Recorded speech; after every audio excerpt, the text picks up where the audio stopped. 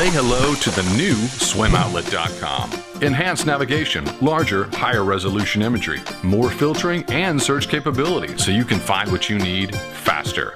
As always, low price guarantee and free shipping on $49. The redesigned SwimOutlet.com. Dive in, say hi.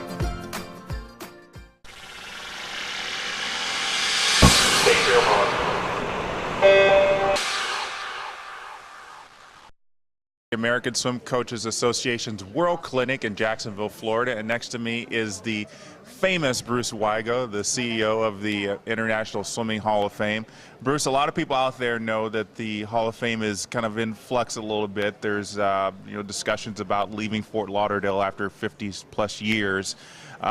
Be great to hear directly from you. What's the update on it so far? Well, we've ended negotiations with the city of Fort Lauderdale. They're going forward with a project that we don't believe is in the best interest of the Swimming Hall of Fame or swimming in general. Mm-hmm. And we've decided it's time to make a decision, and we made the decision that we're going to leave Fort Lauderdale and explore other opportunities. I know we've talked before about, Southern California and Northern California and a couple of other places around the country. Have any of those locations been firmed down and cemented in stone yet? We have nothing firmed at this point, although we're getting very close in our conversations with the city of Santa Clara. They're going out with a new design and an RFP for design and construction. And we're very excited about the possibilities there. We still have some details to iron out, but we're pretty much in weekly communication out there, and I think that this is going to go forward and be very positive. It seems like the opportunity to, as we had also talked about before, of having branches of the Hall of Fame, having satellite Correct. Halls of Fame, makes it a little bit more possible for people to see these things, instead of going to just one location and seeing everything. They can say, oh, I want to go to this location in one Right. time and see this, and then maybe another time go see it in another location. Right. Did that ever cross your mind? Absolutely, and that's been a plan of the Hall of Fame's in the long-range strategic plan for quite a while. Mm-hmm. And there was a branch many years ago that opened up in Japan as a Japanese Hall of Fame, but that didn't work out. But we're, I think, a little bit more strategically focused with that. We're talking to another city on the East Coast that could provide an incredible opportunity, but it's a different type of museum concept. Mm-hmm. At Santa Clara, it's a museum within a competitive aquatic facility.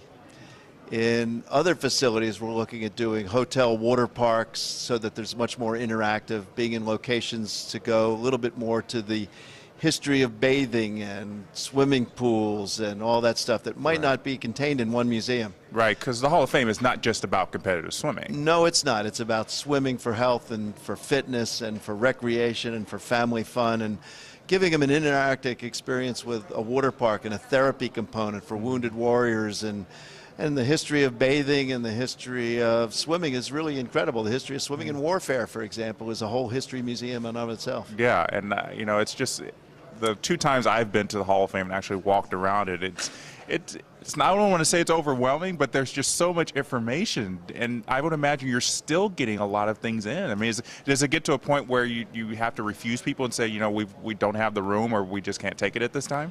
No, but it's interesting of some of the type of stuff we're getting is not so much of the Olympic memorabilia. It is art. It is paintings. We got an incredible painting donated to us that was in a museum in Minnesota featuring the great San Francisco coach Charlie Sava. And it's 96 inches by 72 inches, painted by a famous modern artist, Joan Brown, that's worth well in six figures. Good.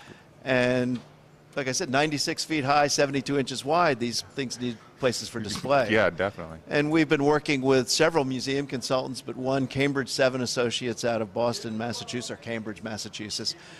And they came down and are absolutely blown away by what we have, the breadth and depth of the history of swimming going back to the ancient Egyptians and cartouche-type designs or hieroglyphics of swimming back 4,000, 5,000 years ago.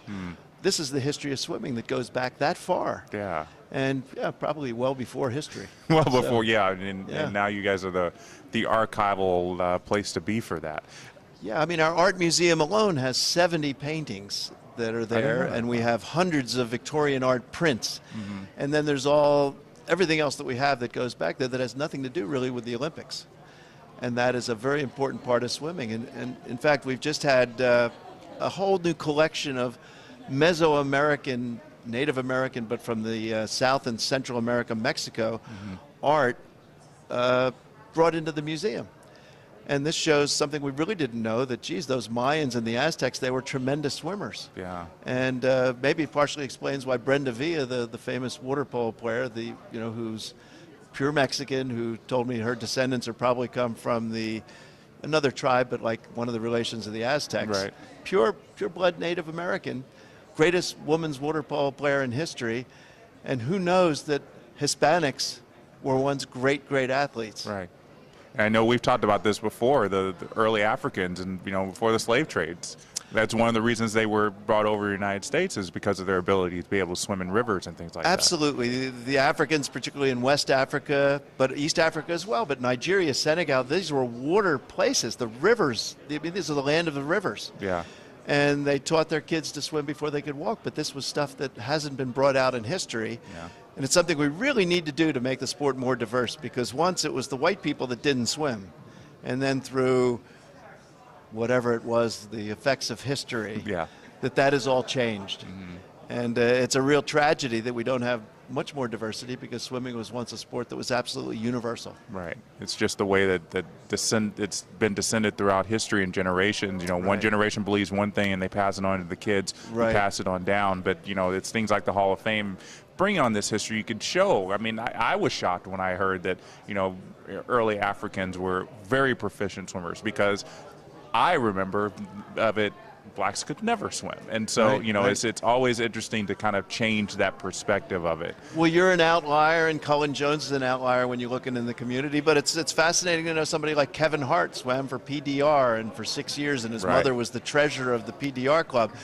But, could that have a big impact on the community and the world? If Kevin Hart got up and said that swimming changed his life, like he tweeted out on Truth Be Told Thursday or something a couple months ago, where he had his picture in his Speedo and said, "Get your laughs now, but joining the swim team changed my life." A shout out to PDR and Coach Jim Ellis. Yeah, that's always a great story. And Tim Duncan, and you can go down the list of Chris Humphreys. It keeps going, just goes on and on and on, on and on and on. Well, I know that this is taking a big chunk of your life trying to find a new home for the Hall of Fame, but it never stops for you guys. I mean, I know one of the big things that everybody knows about is obviously the Hall of Fame inductions that you guys do every year. When do you guys start picking the next class? Well, actually, the ballot has just recently gone out. So there's a long process of this. It's a nomination process that comes every year. Bob Dunkel, who's been with the Hall of Fame for 50 years, maybe. Since the beginning. 40 years, since the beginning, back with Buck Dawson's assistant. He's our staff liaison, but the chairman of the committee is Camillo Cometti from Florence, Italy. Okay. And it's an international selection group, and there's a number of experienced people. Peter Dalen was on it for many years, and Peter, is not well now and is not on it, but that's the type of caliber of person that's on that selection committee. So they take all the nominees that would be eligible for the year, and then they break them down to a reasonable number for the final ballot, and then that ballot goes out to, it's about 100 right now. Wow. International selection committee members that go and do the final vote. Then those votes are tallied, and then we make the announcement after that goes out. And the ballot's just been going out, probably as we speak, it's being distributed. And I know one of the criteria is that they have to have been retired for 5 years, I believe. Is that right? The swimmers for 5. Coaches can still be active, but they would have to have put in, and contributors and everybody, 20 years into the sport. Okay. So for athletes, it's 5 years retirement by the time they're inducted, so it's really 4.5 by the time they're considered.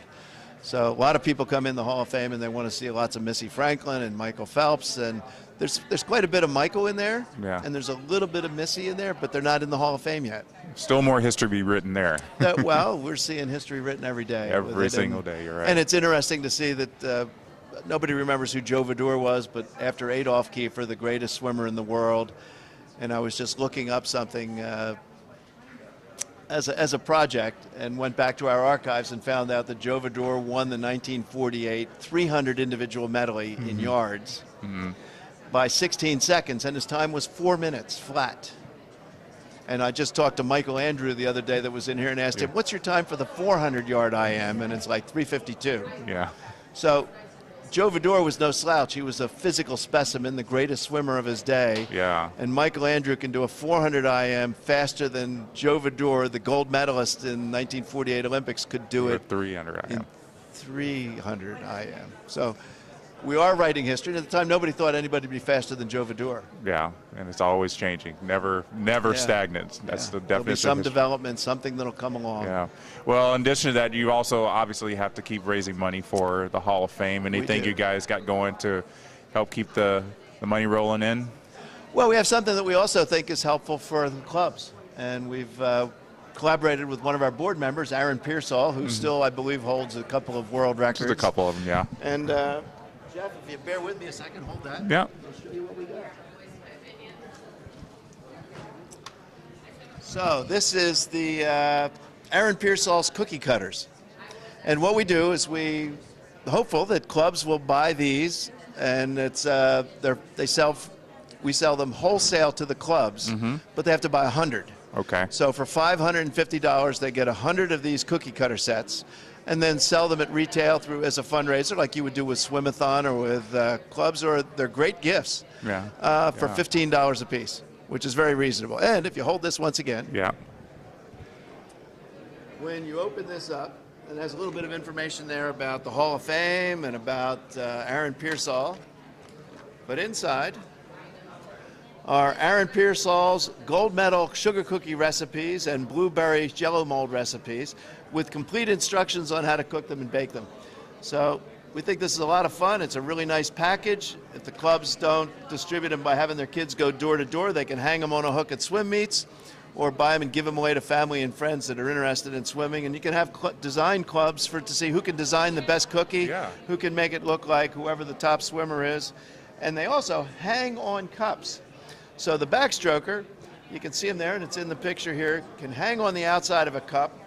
And the diver, the person on starting, can hang on the side of the cup. And they're really neat things, and of course that's the Swimming Hall of Fame logo that's there.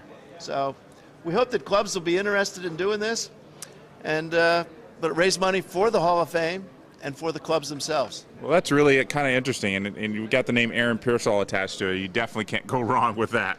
Well, Aaron's been a great board member. We've got his gold medal from the 100 backstroke in our museum. We've got the jammers that he wore in 2009 when he went 51.89 in the 100-meter backstroke that hasn't come close to being touched. And Aaron's just one of those great guys, and we really love him at the Hall of Fame, and we love his cookies. Well, we love what you guys do at the Hall of Fame, Bruce. It's always great to hear from you, and best of luck with the future of the Hall of Fame and selling these. I think I want to go make some of Aaron Pearsall's cookies. Well, we're looking for your help in getting these out to the clubs with your club members at Swimming World Magazine. Well, you heard it here. Go out and buy some of Aaron Pearsall's cookie cutters. Help the Hall of Fame.